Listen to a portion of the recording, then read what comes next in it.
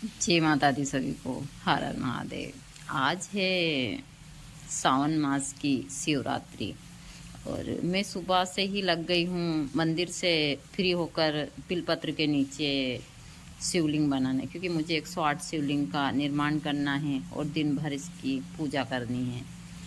तो मैं दिन भर इन्हीं कामों में व्यस्त रहती हूँ। मैं ज़्यादातर साधना वगैरह में ही अपना समय लगाती हूँ और सबको बताती भी रहती हूँ। गुरुजी के जाने के बाद में बहुत सारी चीज़, सिर्फ मेरा साथ दिया है तो ईश्वर ने। इसके अलावा मेरे जीवन में ऐसा कोई इंसान नहीं है जिसने मुझे सहारा दिया मानव समाज में। गुरुजी के जाने के बाद में जिस संघर्ष से मैं गुजरी हूँ वो अब बड़ा ही कठिन था। यदि मैं अध्यात्म के मार्ग पर नहीं होती तो शायद आज अमन और दोनों हम रहते भी नहीं, क्योंकि जहाँ मैं रहती हूँ वहाँ जंगल है।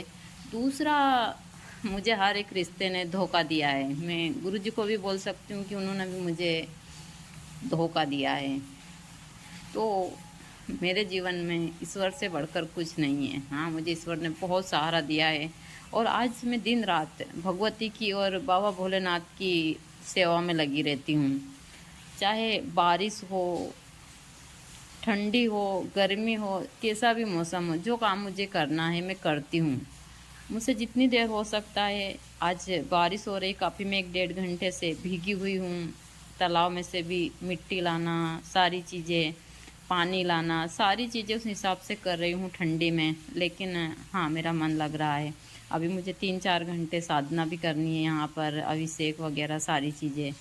बिलपत्र के पेड़ के नीचे साधना करना बहुत बड़ी बात होती है। कई देवालय में आप पूजा पाठ करते हो, उससे हजारों गुना ज़्यादा फल की प्राप्ति होती है, यह हमारे ग्रंथों में बताया जाता है। तो आज अब मैं दिन रात बस अपनी आराधना में लगी रहती हूँ और मैं प्रभु को प्रसन्न करने की सारा प्रयास कर रही हूँ कि मैं अपनी जिम्मेदारी से मुक्त होकर और जितनी जल्दी हो सके मैं उनके शरण में अब जाना चाहती हूँ, क्योंकि मुझे किसी चीज़ का कोई मोह नहीं है।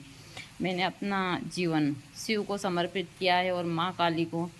अब मुझे ना किसी चीज़ का मोह है ना सारी चीज़ें। इसी प्रकार से यह एकदम सत्य है, यह दिखावा नहीं है, लेकिन समाज को इन चीज़ों को देखना भी चाहिए कि इंसान जब उसका कोई सहारा नहीं होता है तो ईश्वर उसको ज़रूर साथ देता है। और यह एकदम 100% सत्य है। मेरे जीवन में ईश्वर के अलावा किसी ने साथ नहीं दिया, या मैं खुलकर बोल सकती हूँ मुझे हर एक रिश्ते ने धोखा दिया है जीवन में। हाँ, मैं माँ हूँ तो अमन की जिम्मेदारी बनती है मेरी, क्योंकि मैंने उसको अपनी कोख से जन्म दिया है। तो उसको सुरक्षित करना, सारी चीज़ें, यह मेरी जिम्मेदारी है गुरुजी के बाद में। तो मैं इसी प्रयास में लगी हूँ कि उसको सुरक्षित कर दूँ और फिर उसके बाद में मुझे कोई उस हिसाब से नहीं है कि मैं इस शरीर में रहूँ ना रहूँ, मुझे कोई फ़र्क नहीं पड़ता इन